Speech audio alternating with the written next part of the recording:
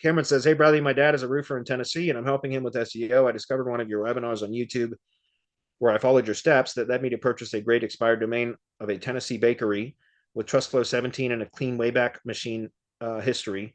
What's my best move to give me a nice geographical link on this domain I found? I'm thinking making the homepage about the bakery in Tennessee and in creating a blog post about this good roofer in Tennessee that helped the bakery with a roofing issue. That'll work.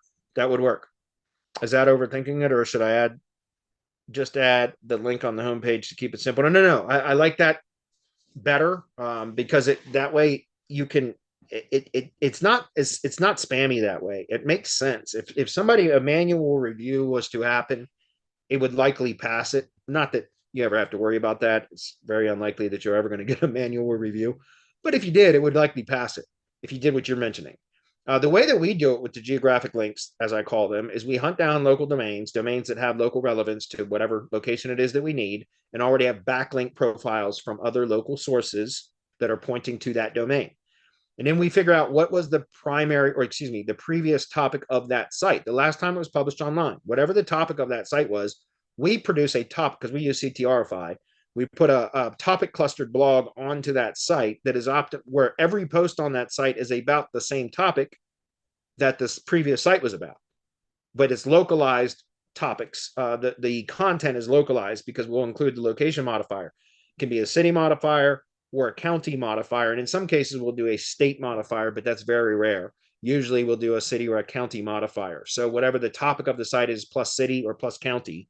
By the way, if it's a common city name, you better include the state in the modifier, or else it will produce content that will be in about a city that is not relevant to the location that you want. Ask me how I know, because I trained my team that goes out and hunts down the local blog domains and hunts down local domains and then deploys the blogs for my link building business. Which, by the way, we have over I think yesterday it was 940 blogs. We're about to crack 1,000 local blogs. No shit. It's crazy. We're building 25 to 30 local blogs per week, and we're just about to break 1,000. I think we're, like I said, I think yesterday I was at 949 local blog, 940. Anyway, if like Springfield is, there's so many Springfields in the United States. If you don't specify Springfield state, then it's going to produce stuff that's completely irrelevant to the location that you needed it for. So anyway, what we do is we produce all the content in. So at a minimum 20 posts, but we'll do a random number between 20 to like 35 posts when we go to deploy the site. And then all the posts on that site are going to be about that topic plus that location. So there'll be different posts that cover different aspects of that topic, but they're all about that topic in that location. Hopefully that makes sense. And then all we do is go in and pick one random post.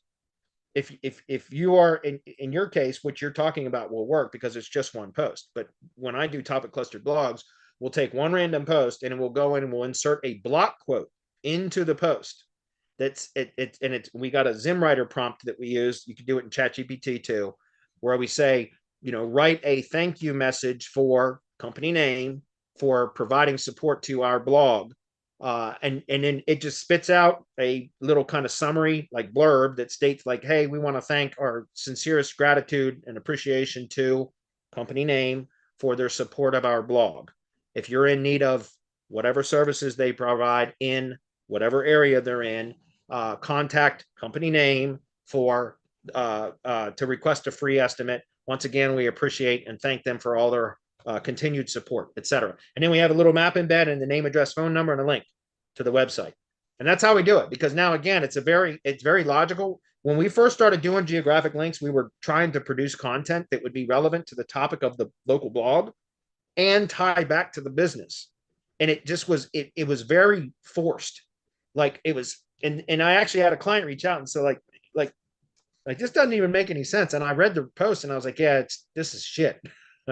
So I developed that block quote method instead, which is just thanking the company that we're building a link to for their support of the blog, not of the topic, not of that idea that's conveyed in that post, just the support of the blog, general blog, if that makes sense. And that's a way to do it where it's a very logical kind of insertion of a link from a local blog to your target asset without it being forced, if that's clear. So what you're saying right there absolutely works.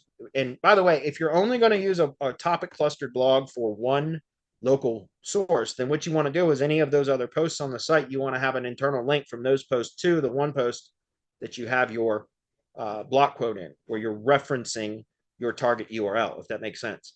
In your case, if you're just going to have a homepage and in one blog post, that's fine. You want to make sure that you have a link from the homepage to that post URL that then has a link to your money site. Hopefully that's clear. Anyway, that's a really good strategy, and that works, guys. I'm telling you, geographic links work. I'm not saying they're magic bullets. No links are. I'm not going to say no links are, but very rare to find a link that is a magic bullet. But it is a great strategy. It's super effective. Okay.